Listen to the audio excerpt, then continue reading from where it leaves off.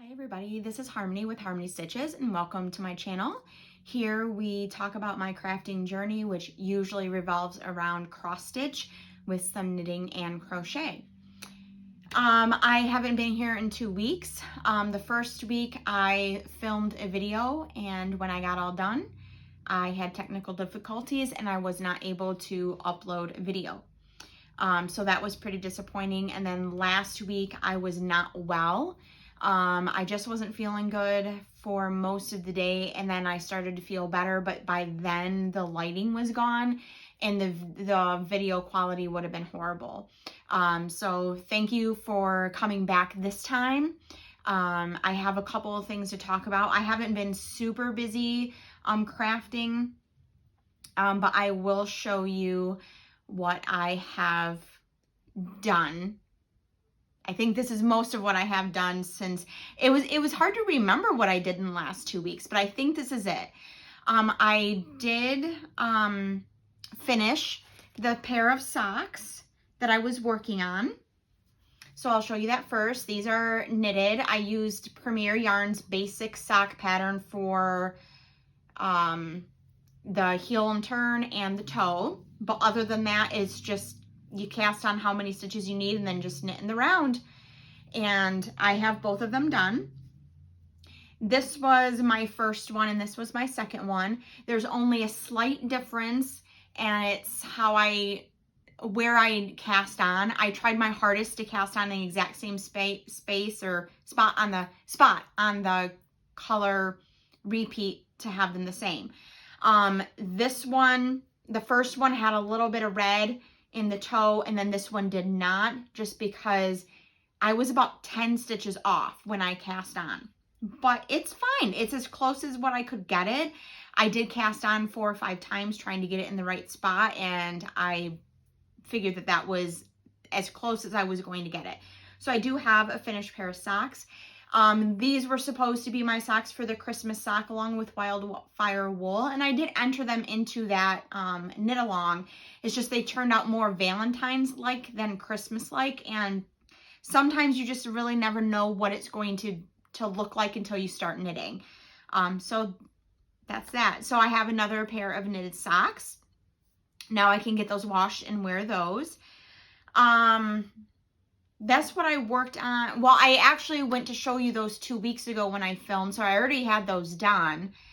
And with the project sitting in front of me, I feel like I'm missing something, but I don't know what it is. So if I figure it out, I'll just show it to you next time. But last week, oh no, it took me about a week and a half to work on this next project. So one of my coworkers asked several times for a dog sweater. Usually I'm not a huge fan of clothing for pets, but she did ask nicely, and I did have leftover yarn in my stash from the Christmas sweaters for the kids. So I did get to work on finding a pattern. I found a pattern that would fit her dog, and her dog is only 7.5 pounds, and the sweater looks really large, but she measured her dog and gave me the measurement that I needed per the pattern. And this is the size, and I got gauge and everything. So this is the size that I was supposed to get, but I'm hoping it fits. Anyway, so I used, and of course, check the description box below. It's a pattern by Bernat, which is underneath of the Yarnspirations umbrella now. Something about a dog hood sweater. I don't know the exact name of it. I use that pattern, but it's just a solid pattern. But that's the base of it. And then I found little stockings, little tiny stockings, and used the pattern on the stockings, on the cuff of those, to make it into a Christmas sweater. So here is the sweater. This is a little hood. It has a hood. So the hood would be laid back. And it will look better too once it gets washed, but I'm not going to have time to wash it before I give it to her. And it has leg holes over here, which are not done yet. But then this is the design. This was one of the designs for the stockings Christmas trees. And then another one was just a geometric shape. And then I added in the lines of snow to give some space between the two designs.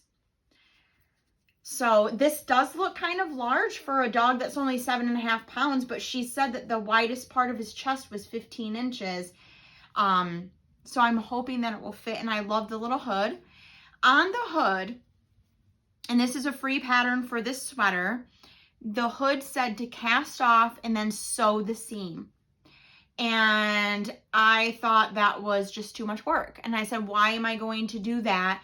I'm thinking this to myself, of course. And I said, isn't there a better way to cast off? And there is. 3 needle bind off. 3 needle bind off, and that is my seam. And I just did it all the way across, even across the garter stitch edge on the hood. I just did it all the way across there. And I think it turned out pretty lovely. And like I said, once it gets washed, it might lay, the garter stitch, look at the garter stitch edge turns in. And I don't know why. It might lay a little bit better once it gets washed. It might not. I'm not sure. I have to put on the leg holes and weave in the rest of the ends, and that is completed. I want to get that done this evening, but we are putting up our tree today, so we will see if I get that done. And then last week, I had a request. There's one of my coworkers' one of her daughters comes into the office after school sometimes, and she was admiring the cross stitch that I had on my desk. And she said, well, maybe you could make me one that says hello, because the one on my desk says hello pumpkin. She says, maybe you could make me one that says hello winter or hello snowman. And she kept going through all of these ideas. And I said, well, you know, it really takes 3 days to make one of those. And she said, you have a 5-day weekend. And I just thought it was cute of her to, you know, and she was admiring the cross stitch. So I did make her one, and I went through my free patterns and I was looking at some, and she did mention a snowman. So I cross-stitched her this little snowman with a tree behind it. It does have a star and it has snowflakes. And I did use the called for colors to start with. I didn't have all of them. The teal for the jacket was actually $9.64, but I felt it was too light of a color, so I did swap it out, and I think it's $38.12. And then the scarf or the neckband on the vest and the top of the hat was supposed to be striped between 2 different reds, and I just made them solid color. I just made them coordinating with the vest. But other than that, I mean, it's the green, I think, is the called for color, and then the white, and that's about it. Everything else this is 18 count oatmeal Aida that I had left over from the nativity ornaments. So I just have to get this finished. I know I have something around here somewhere that this will fit in. It's 3 3 1/8 inches tall and 2 3/4 inches wide. So I think I have something to fit that, so I will get that done hopefully tonight, if not tomorrow. I was hoping tonight, but I mean, it's already 3:25 in the afternoon on Sunday, so I'm not sure if I'm going to make all of the deadlines that I gave myself. So the next thing, I don't have any more projects, which, like I said, I feel like I should have another project, but I was knitting on the dog sweater exclusively for like a week and a half. So I feel like I should have something else, but I probably don't. So then it was Friday after Thanksgiving, which here in America we call, or the USA, we call Black Friday. I think it's called Black Friday in Canada too, the day after our Thanksgiving. There was a local shop, and I was struggling. The only DPNs that I had for these leg holes were wooden, and I was struggling. They grab the yarn and the stitches become really, really tight. So I need metal DPNs. So I went up to the local shop here in my town, and I was talking to her about the DPNs, asked her if she had any, and she had people must be, or she's buying people's old sets of knitting needles, or they're just giving them to her because they don't want them anymore, something. And so she had a set of 4, and I said I could make 4 work because you only need 23 stitches for the dog, the leg hole on the dog sweater. So I said I can make that work with 4 needles. So I got that, but then as I was waiting to check out, I was looking at the yarn, because at this local shop, the week of Thanksgiving, they do a clearance sale, and they just bring everything out that they want to clearance out. And this year she was having a pretty unique sale. I hadn't seen her do it before. It was every skein of yarn off the clearance table that you purchased, you got 1% off. So the base percentage off was 10, and then anything over 10 skeins, you would get an additional 1% off. So I found some yarn to buy, and I got 14% off because I found 14 skeins. And my purpose behind the yarn that I bought was for my daughter's sweaters that she picked out. I don't know if we'll use these yarns, but these are colors that she likes, and they're worsted weight wool. So we'll see if they work out. If not, then I have 2 sweater quantities to use for myself, I guess. So this is Patton's Canadiana, and I got 9 balls of this, which equals at least 1,800 yards. So I bought this one. It is color 168. And I bought 9 of them because they were all the same dye lot. She had a couple that were a different dye lot, but these were all the same. So I figured with the quantity that she had, we could make almost any sweater out of the yardage here. So I thought that was pretty cool. They were, and the price that she has them marked, she said now when she reorders Canadiana yarn, Patton's Canadiana, it's actually over $2 more than what this yarn was marked original, and then I got 14% off. So I got a deal on that. Okay, let me dig out the rest. There's one more color. This is Patton's Classic Wool, which is merino, and this is color 204. And it's a nice rusty, like a golden mustard. And I think I have 7 of these. I think I got 14. So 14 minus 9, 5. Is that right? Yes, 5. Because this one is 223 yards, which is about the same as the Canadiana, I think.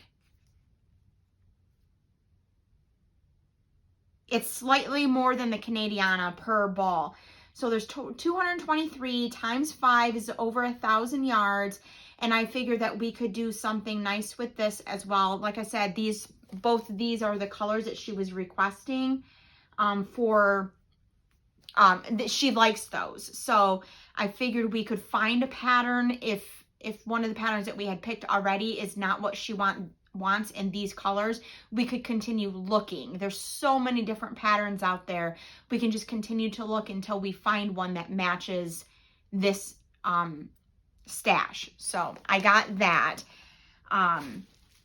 It was pretty costly and it was out of my budget, but for 2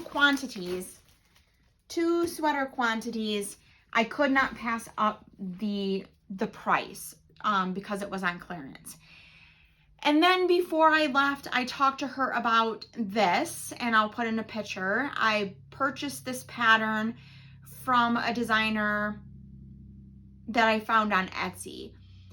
I talked to her about the forms that the styrofoam forms that she uses inside of her beaded ornaments, and she had let me know that she was going to have a sale. So I waited for the sale, and I bought this one and a round one, and I needed beads. So I asked her about the beads, and she said yes. She didn't have the exact bead. So I got 2 hanks, which is enough to do this. You need 3 colors total, and it's enough to do 6 ornaments. So I got this really pretty mauve-y color. I got 2 hanks. And like I said, it's about enough to do 6 with this color. Now I need 1 more color. There's a green color in this same finish of bead. They're like a matte. I think she called them terracotta. There's a green color, and then I just have to pick out a gold or just skip the gold color. The gold is, if you saw in the picture, it's kind of sprinkled throughout. I can go either way. I can find a gold to match, or I'll just leave it out.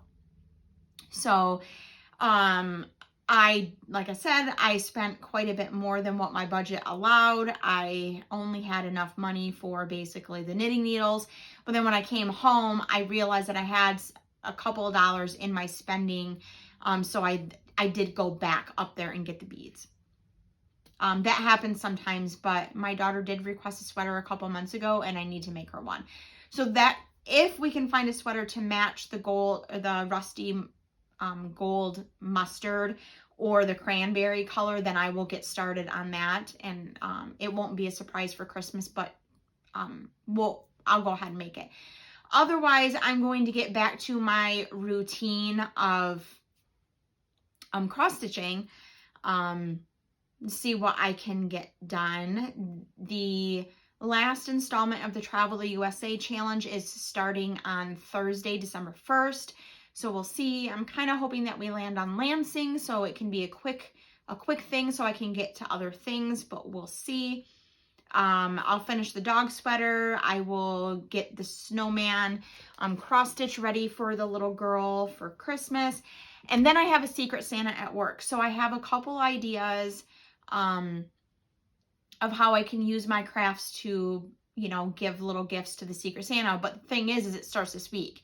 We drew our people last week before Thanksgiving, and then the first gift is supposed to go out this week.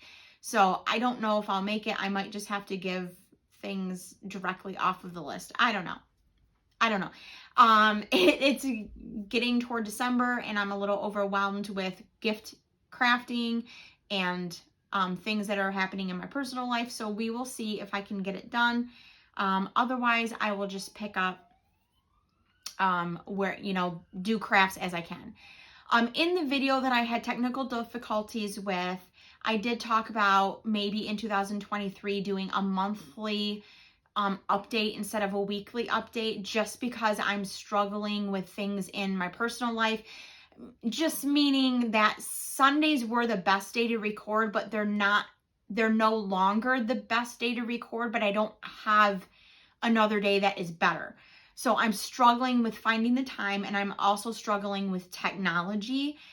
Just getting my technology pieces to cooperate with me to get the videos uploaded. So some weeks I'm struggling with the technology for the rest of the afternoon. If I film at 1 o'clock, I'm struggling with it until the video gets uploaded at 8 or 9 o'clock at night. And that's a lot of time and a lot of frustration that I don't have space for right now. So I thought if I did it once per month, then I would only have to fight with technology once, and I would only have to find space in my schedule to film once.